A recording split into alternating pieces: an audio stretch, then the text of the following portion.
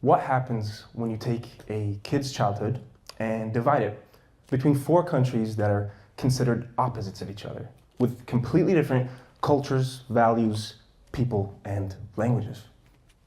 Well, you get a lot of problems that me and my therapist are currently working out, but you also get some insights into how people interact with each other and go about life. See, one thing I observed in my life is that people exist in bubbles. And these bubbles are formed based on the people you see in your everyday life, the activities that you do in your everyday life, and the places you're at. And these bubbles become kind of a comfort space for many. Occasionally, we're forced out of these bubbles, and sometimes we choose to leave them, but we often gravitate towards one bubble. Now, I want to be clear. The talk today is not just going to be me telling you to leave your comfort zone. I think that's something you guys have probably heard 1,000 times before. I want to talk about something else today, which is the value in understanding that when you leave your comfort zone, you enter someone else's. See, most people don't get that, or they do, but they don't really understand what it means. So today, I want to dig a bit deeper into the dynamics that exist right outside of your bubble. Now, before I get into any of this, I think it's important for you all to know who I am and why I'm even speaking about this in the first place. What qualifies me? Not much, actually, but my name's Esam, or in Swedish, Esam, or in Arabic, Esam. I'm a 21-year-old Syrian, born to two brilliant Syrian parents, and I kind of have a long and complicated life story. I don't think I'll have enough time today to go through it all, but the main thing I want you to know is that I grew up in Syria, Saudi Arabia, US, and Sweden. And moving around between those countries meant switching bubbles a lot. Not just in between the countries, but within the countries, switching schools, different cities. And as you probably can imagine, it was torture. I hated it. I despised it. Sometimes we moved bubbles because we wanted to. And other times it wasn't really a choice. See, I was one of the millions of Syrians who had to flee the country during Syria's civil war. And that, of course, comes with some awful memories. Everything from having to evacuate from school because they were shooting at the buildings from the outside, to staying up late at night because I couldn't go to sleep to the sound of bombs in our neighborhood. But to be honest, I'm blessed because I ended up here in Sweden. And a lot of what I'm going to talk about today is based on the fact that I ended up here, and I ended up in a safe enough bubble to be able to analyze and think things through. And a big reason, and a big person that made that happen, is my dad. He went through hell to be able to flee Syria and reunite our family in the safe space that is Sweden. So before I continue this talk, I just want to thank you, Baba Habibi. Now, that's actually when I'll start this story, here in Sweden. I arrived to this country in 2014, and we reunited the family, and I came to the small, wonderful town of Katrineholm. After we'd arrived, and it settled to me that we were actually living in this town, there were two thoughts that kept occupying my head. The first thought was that we had to start from scratch. It was clearly a very different culture. It was a new language, new weather we had to adapt to, new norms. The second thought was that any friendships I'd built in the past and any social skills, they were left behind because this was an entirely different environment. And the worst part is, both of these thoughts had occurred 1,000 times before. But life went on, as it always does. And then, fast forward to when I lived in Sweden for a year, that's when a very important event happened in my life. It was like a catalyst moment in my life. I remember it very vividly. I went in 6th grade at the time, and I was just playing. It was recess at school.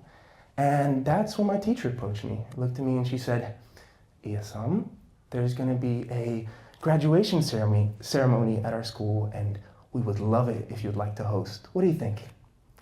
And I looked at her, and I said, "No, thank you." I mean, being on stage, talking in front of my whole school in a language I'd spoken for about a year, that sounded like a recipe for like a supervillain origin story. I kindly declined, and then my teacher proceeded to tell me, "You know what, you got a week to decide. Go home, talk about it with your family, see what happens. So I did just that. I went home that day, and my mom was home. So I told her about this opportunity. And then she proceeded to sit down with me and give me one of the most important talks in my life. Changed the trajectory of my life. She looked at me and she said, Esam, Habibi, there's two things that could happen if you go up on that stage, okay? You could either go up on stage and do an amazing job and impress everyone there, including yourself. Or you could go up on stage and absolutely embarrass yourself. But here's the important thing.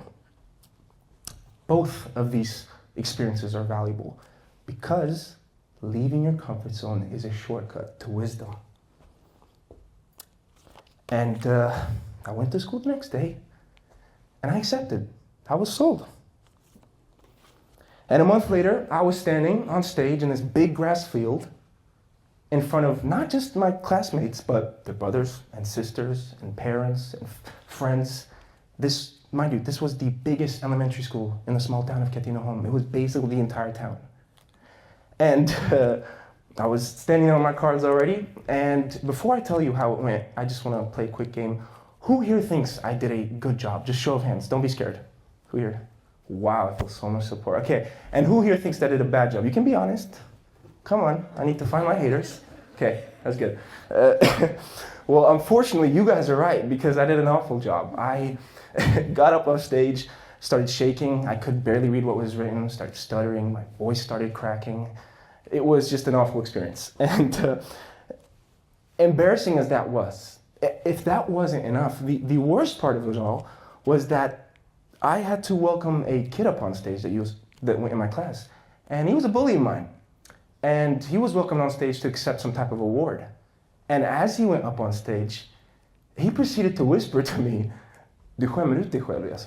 which translates to, you're embarrassing yourself, Esam.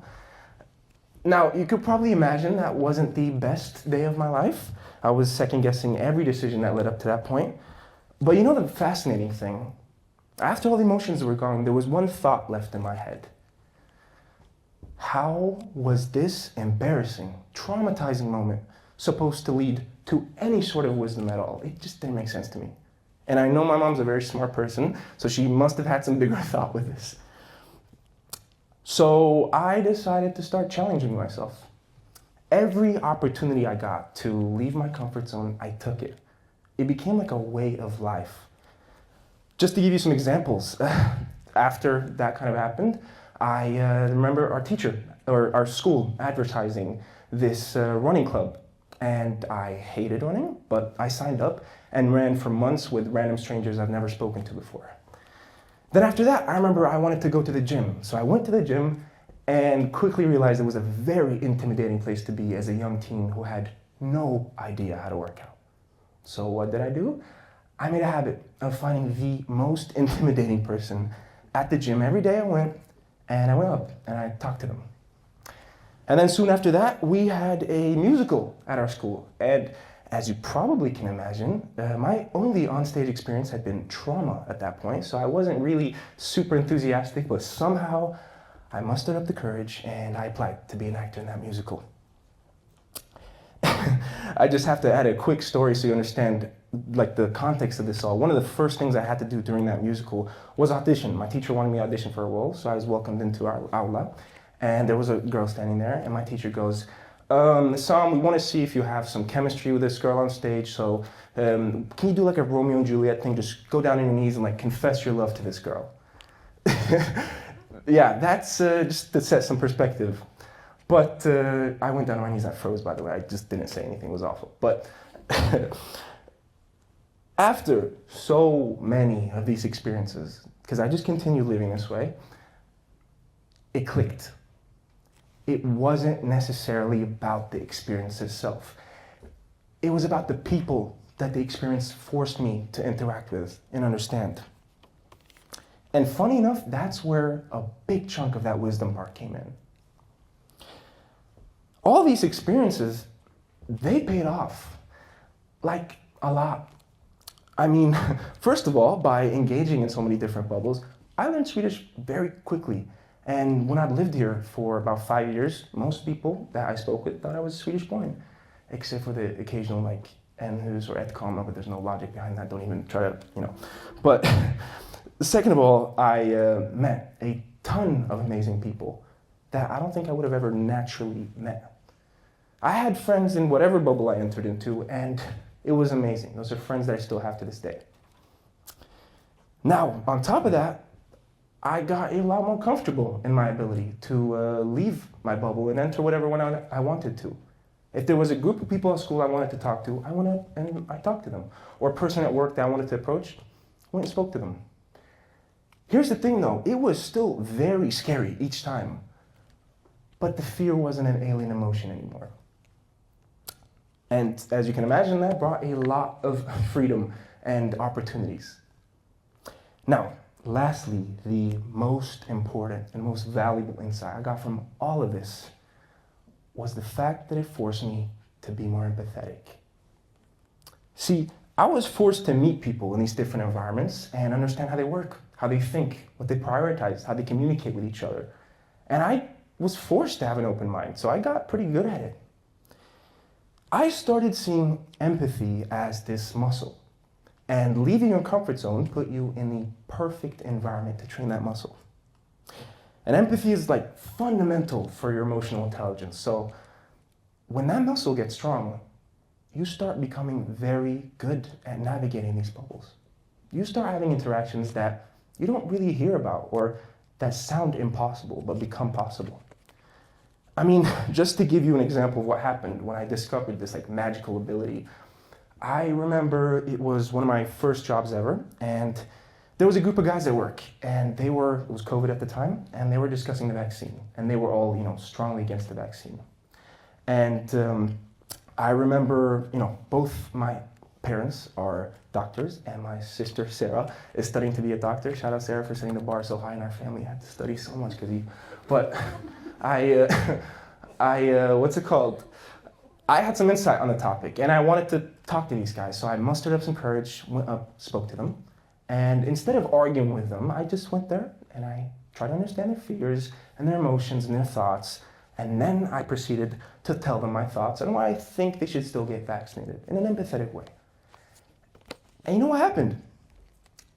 2 weeks later, one of the guys came back and told me that he took the vaccine after our talk. And then another guy. And then another guy. 3 of these 5 guys I'd spoken to had changed their mind on a topic most people are pretty firm about after my talk with them. And that's just one example of many where using empathy kind of becomes a superpower. And the one thing stopping most people from having these type of interactions where, people change their minds or these productive discussions, the one thing, judgment. It would have been so easy for me to ignore them, or to smile and nod and judge them internally, or to go home and make fun of them to my friends and family. But 90% of the work is just getting past the urge to judge the people that aren't in your bubble.